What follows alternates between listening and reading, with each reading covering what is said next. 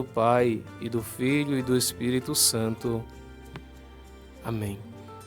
Nós os pedimos, Senhor nosso Deus, infunde em nós o Teu Santo Espírito, que Ele nos dê sabedoria, discernimento, maturidade, sinceridade, para que tudo aquilo que venhamos a fazer seja guiado por vós e voltado para vós.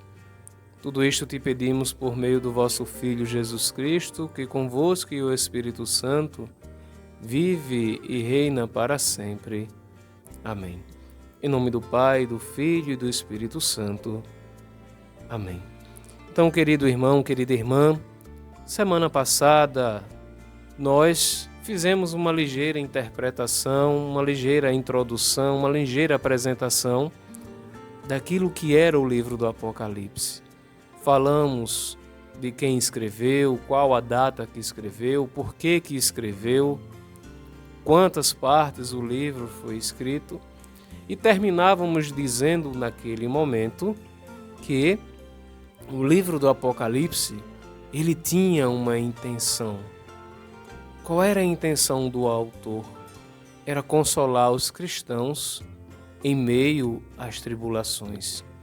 Hoje nós, dando continuidade, iremos ver como estas consolações devem alcançar as comunidades. E de forma muito central, aquilo que já encontramos em Apocalipse, as 7 igrejas da Ásia. Eu já quero lembrar a você, meu irmão, minha irmã, que aquilo que nós estamos fazendo aqui é uma pequena parte. Se você de fato quer conhecer melhor, fazer um estudo mais aprofundado do Apocalipse, você deve se deter sobre o próprio livro, sobre alguns livros que você pode adquirir. Então hoje nós queremos começar a nossa meditação tomando em mãos o livro do Apocalipse no seu capítulo 1, e vamos ler dos versículos 4 até o versículo 6. O livro do Apocalipse ele é endereçado às 7 igrejas e diz assim: João, as 7 igrejas que estão na Ásia, a vós graça e paz da parte daquele que é, aquele que era e aquele que vem, da parte dos 7 espíritos que estão diante do seu trono, e da parte de Jesus Cristo, a testemunha fiel, o primogênito dos mortos, o príncipe dos reis da terra, aquele que nos ama e que nos lavou de nossos pecados com seu sangue, e fez de nós uma realeza e sacerdotes para Deus, seu Pai. A ele pertence a glória e o domínio pelos séculos dos séculos. Amém. Agora, nos versículos do 8 até os versículos 11, Eu sou o Alfa e o Ômega, diz o Senhor Deus, aquele que é, aquele que era e aquele que vem, o Todo-Poderoso. Eu, João, vosso irmão e companheiro na tribulação, na realeza e na perseverança em Jesus, encontrava-me na ilha de Pátimos, por causa da palavra de Deus e do testemunho de Jesus. No dia do Senhor fui movido pelo Espírito e ouvi atrás de mim uma voz forte, como de trombeta, ordenando: Escreve o que vês num livro e envia-os às 7 igrejas: a Éfeso, Esmirna, Pérgamo, Tiatira, Sardes, Filadélfia e Laodiceia. Então, queridos irmãos e irmãs, vejam, o autor do livro do Apocalipse, ele tem muito presente em sua realidade concreta, em sua realidade de vida, tudo aquilo que está acontecendo com os cristãos. As perseguições realizadas pelo Império Romano, de forma particular por Nero e Domiciano. E esta segunda perseguição no tempo de Domiciano, que vai imperar entre 81 e 96 do primeiro século da era cristã, esta segunda perseguição, ela toma proporções gigantescas, proporções alarmantes. Por quê? Na primeira perseguição realizada por Nero, estava muito situada a cidade de Roma. Então, os cristãos que moravam, que viviam em Roma, sofreram esta primeira perseguição. Já na segunda, esta perseguição foi estendida aos cristãos do mundo conhecido, na época, daquele mundo que era conhecido. Então, não foi mais uma perseguição aos cristãos somente dentro da cidade de Roma, mas dentro dos limites territoriais aonde o Império Romano atuava. E é claro, queridos irmãos e irmãs, a gente precisa ter ciência disso. As perseguições tinham uma finalidade.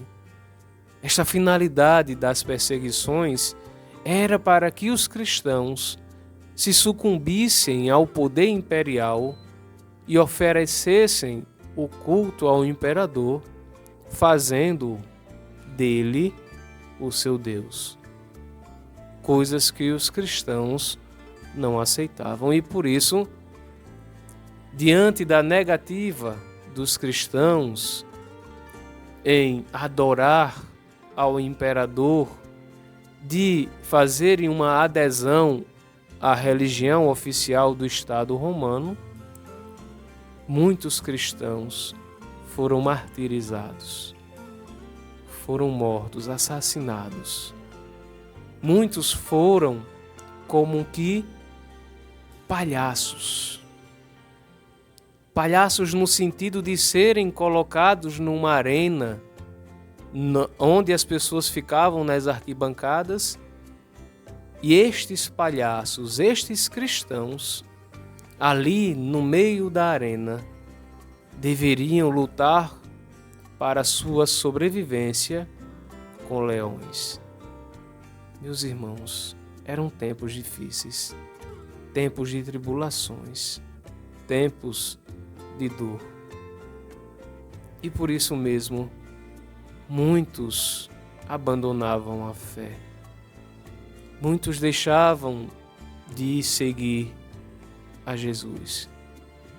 A dor fazia com que o primeiro amor esfriasse.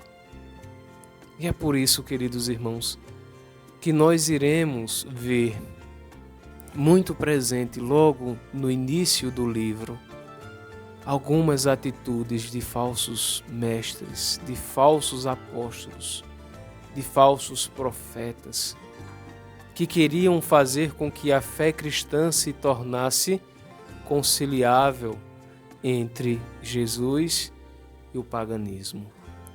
Mas vejam, neste texto pequeno do Apocalipse que nós lemos, vocês devem ter reparado que nos encontramos com o número 7 por diversas vezes. Na Bíblia, o número 7, ele quer falar de perfeição.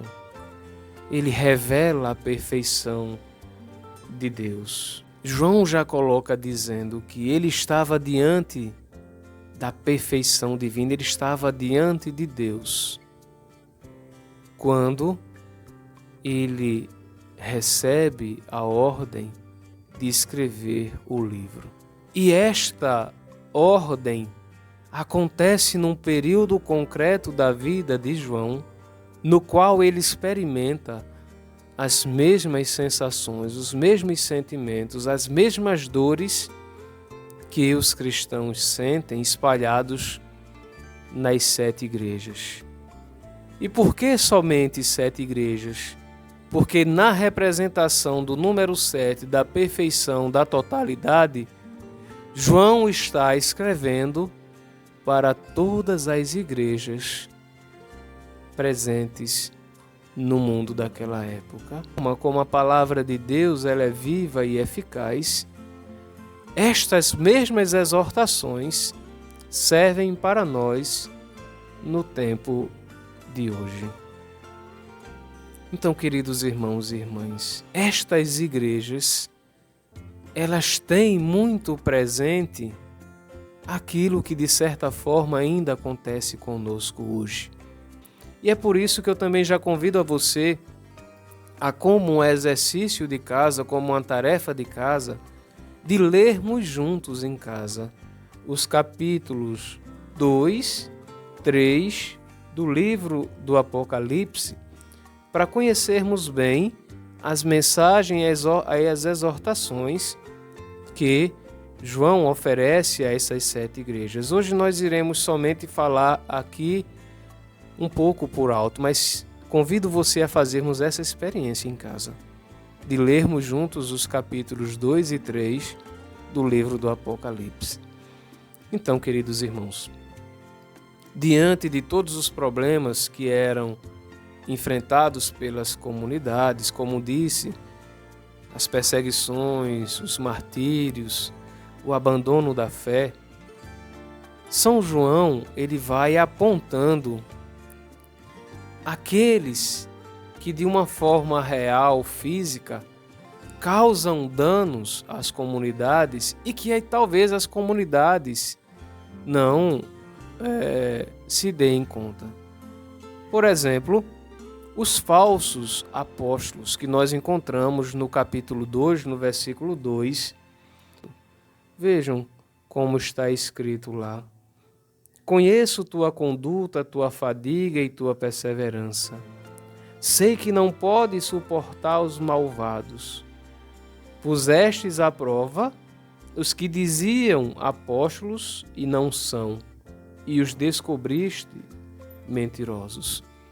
Então, queridos irmãos e irmãs, estes falsos profetas tentavam fazer com que os cristãos acreditassem numa outra palavra, num outro anúncio, no outro evangelho, diferente daquele que foi pregado pelos apóstolos e pregado por João. Estes falsos apóstolos estavam fazendo com que a igreja, lá em Éfeso, perdesse o primeiro amor, se desviasse do primeiro amor. E é isso que São João, ele quer exortar a comunidade. Não deem ouvidos a estes falsos profetas.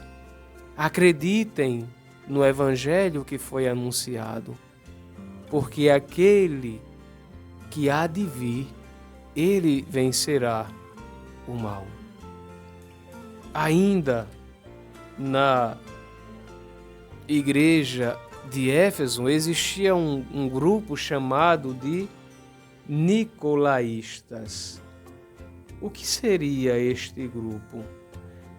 Os nicolaístas seriam aqueles que estavam presentes dentro da comunidade e que tinham como intenção fazer com que estas comunidades, esses cristãos, relaxassem, que pudessem esconder a sua fé, que pudesse transitar entre as duas religiões, a cristã e a imperial.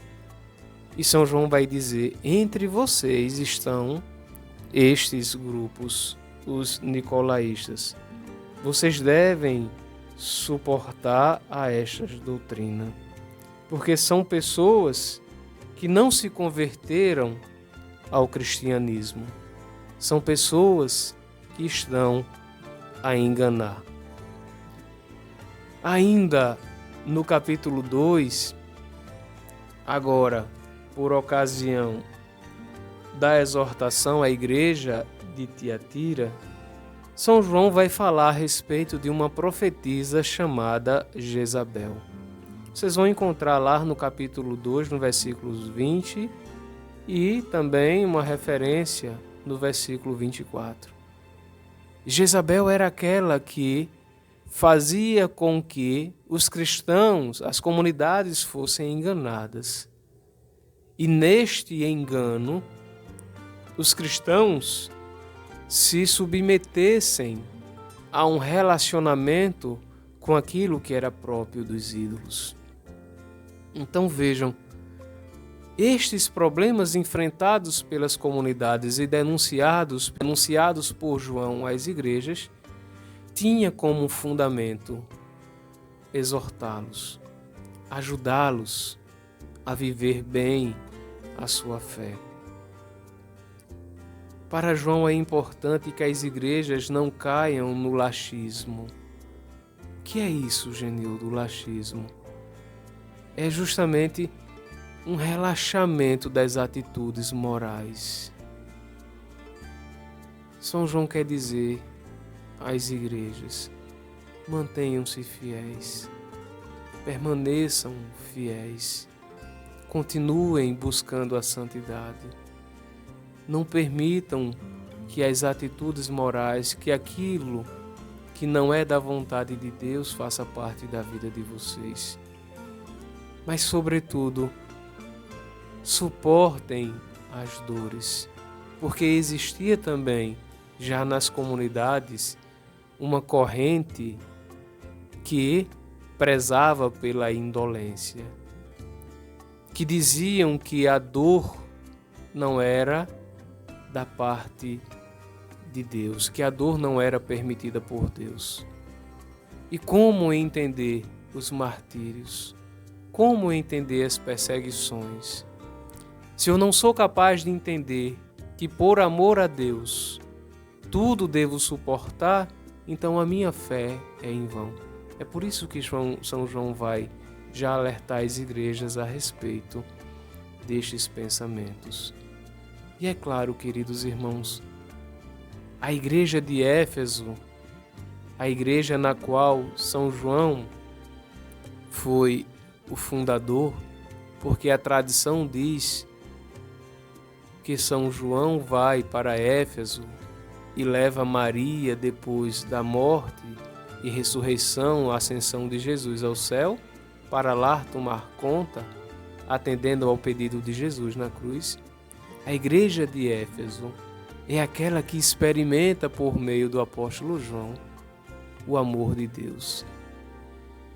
E é ali que o apelo vem mais forte: não abandonem o primeiro amor. Não esqueçam do primeiro amor. E as exortações às igrejas sempre vão perpassar por estes sinais. Pelo sinal do arrependimento, pelo sinal da retomada das boas obras. Nós vamos encontrar esta exortação no capítulo 2, no versículo 5. As comunidades são exortadas a guardarem a fé, a acreditarem na palavra de Deus revelada ao longo da história, desde o Primeiro Testamento até aquele momento presente. Não abandonem a fé.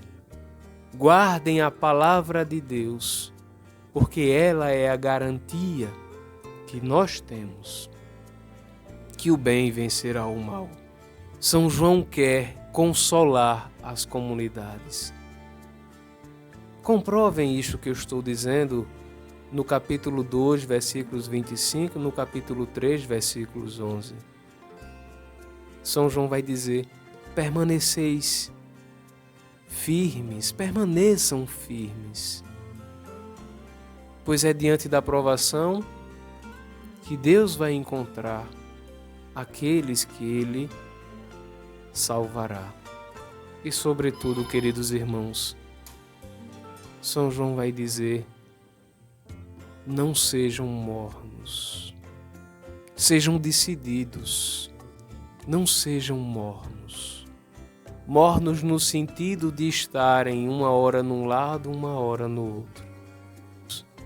No capítulo 3, entre os versículos 16 e 18, vejam como é que São João vai dizer na exortação à igreja de Laodiceia. Assim, porque és morno, nem frio nem quente, estou para te vomitar de minha boca. Meu Deus, vejam. Porque és morno, não és nem frio nem quente, estou para te vomitar de minha boca. Oxalá nós nunca venhamos a escutar isso da parte de nosso Senhor Jesus Cristo para nós. E por isso, queridos irmãos e irmãs, é necessário que tomemos também estas exortações, esses conselhos de São João para a nossa vida. No nosso próximo programa, iremos adentrar um pouco mais no livro do Apocalipse. Vamos conhecer este Cordeiro que está diante do trono, este Cordeiro como que imolado. No nosso próximo programa, iremos aprofundar a temática do Cordeiro. Louvado seja nosso Senhor Jesus Cristo, para sempre seja louvado.